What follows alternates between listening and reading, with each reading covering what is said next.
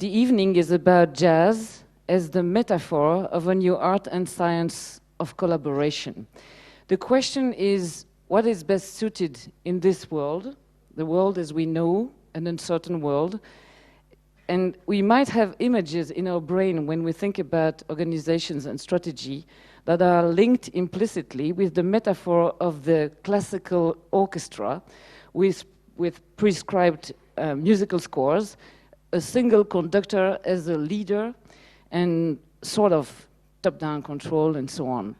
Well, is this best suited, or can we imagine to look at organizations through another metaphor, which would be the jazz combo or combination of musicians, of course, based on things like improvisation in real time, peer-to-peer relationship, sharing, trust, and a lot of improvisation.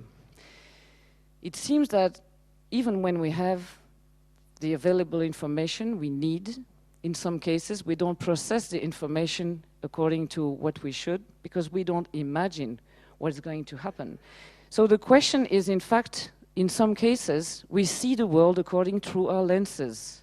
We have a way to see the world that prevents us from recognizing things we don't know. Unforeseen events are just decoded in hindsight because we don't know them.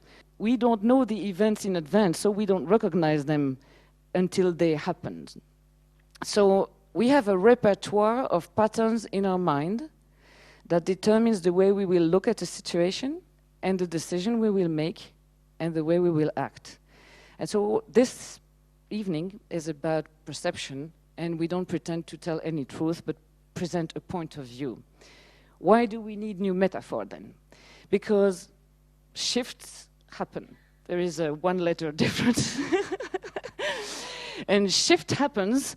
It means that, in fact, we might be in a sharp curve where a certain world is declining. The old economic, political, institutional, even the educational world might be declining on one side of the curve, and another world might be emerging because of some people who have the courage and the intelligence and the imagination to make this new world emerge with new business models, new form of business, new form of social innovation, and so on.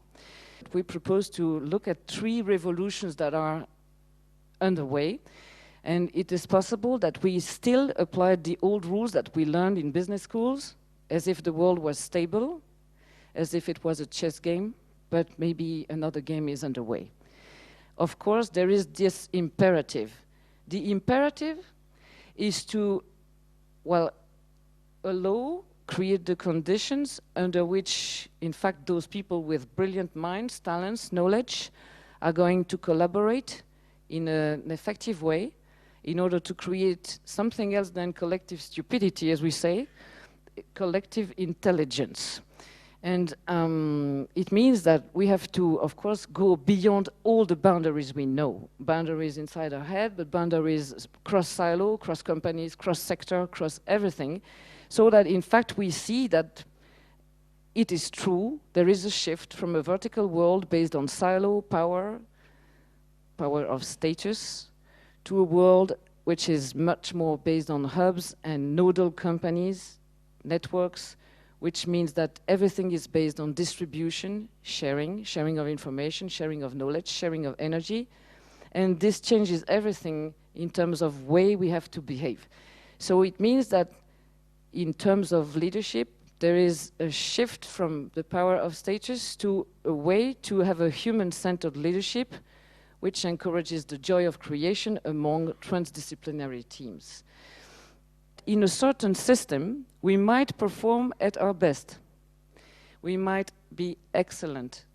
We might put some more pressure and some more pressure, but at a certain point, we need to completely reinvent the rules themselves. And is it possible that at this point in time, we might just be in the situation where even if we perform at our best, even if we are excellent, we simply have reached the limit of a certain type of performance because the rules of the game have changed. We have been creating this workshop on jazz and management because we have lived with companies for the last 20 years which are functioning and dysfunctioning, have organizations which are enabling or disabling, etc. So let's point 6 points very quickly so that even for those who don't know anything in jazz, you may take advantage of the session. We will introduce now, well, the metaphor of jazz. And Jean-Louis, if you want to come.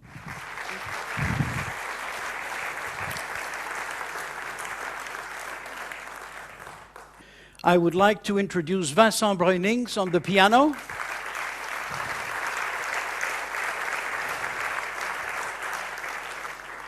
Vincent is in his 30s, and it's important because of the name of the band that will be told to you later on.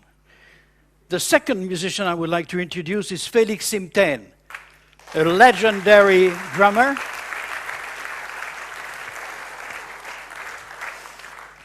Félix is in the first half of his 70s.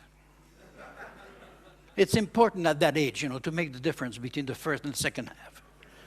The third musician I'd like to introduce is Stéphane Mercier on alto saxophone.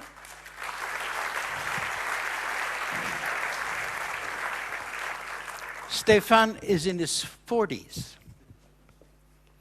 And last but not least, ladies and gentlemen, Jean-Paul Estiévenard on trumpet.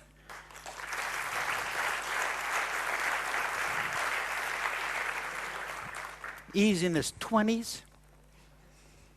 And on bass, yours truly, in the second half of his 70s.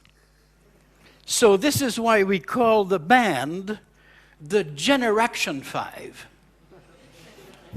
Because we are a living demonstration that generation can work together and have fun.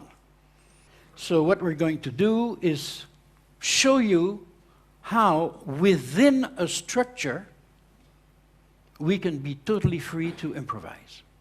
Okay?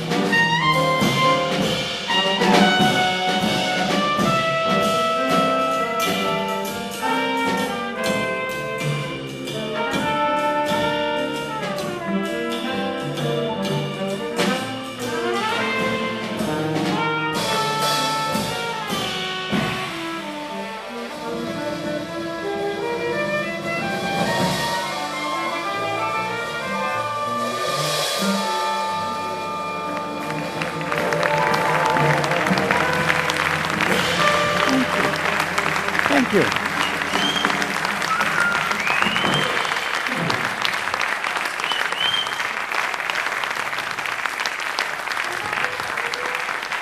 You've been extremely good without a rehearsal. It's amazing. Thank you.